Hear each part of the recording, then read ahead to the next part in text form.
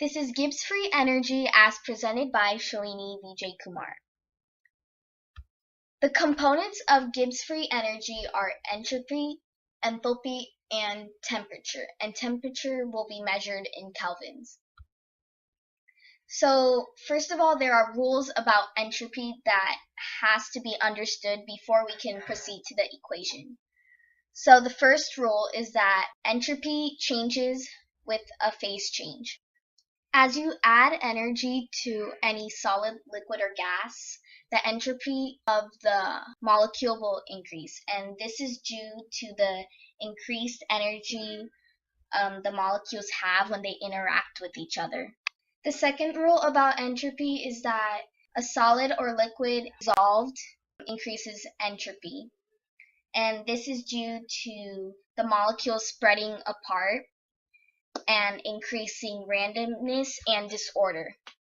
And the final rule about entropy is that as the number of moles increases, entropy also increases.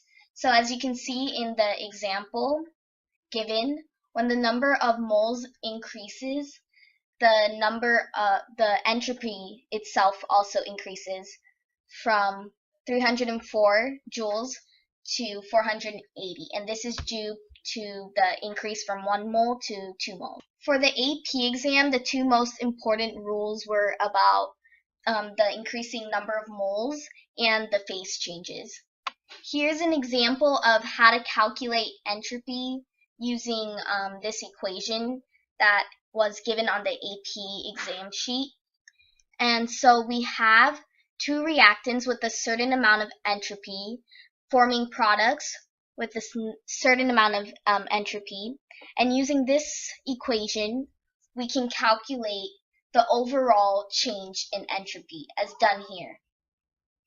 And so entropy is decreasing because the reaction is becoming more ordered, and this is seen from the phase change from gas to solid.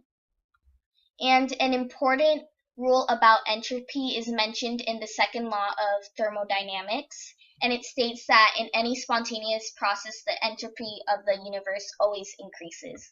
The second component of Gibbs free energy is enthalpy.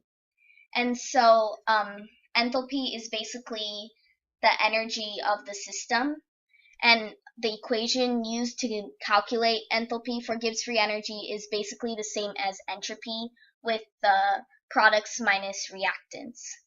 And so like I said before, energy absorbed or released by the system is basically enthalpy.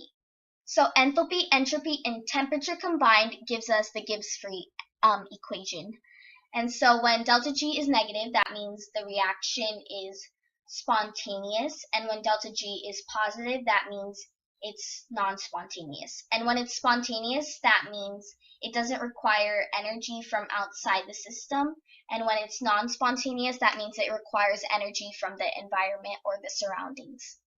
So an important thing to remember when using the Gibbs free equation is to convert all your units to kilojoules or joules, especially when using delta S and delta H.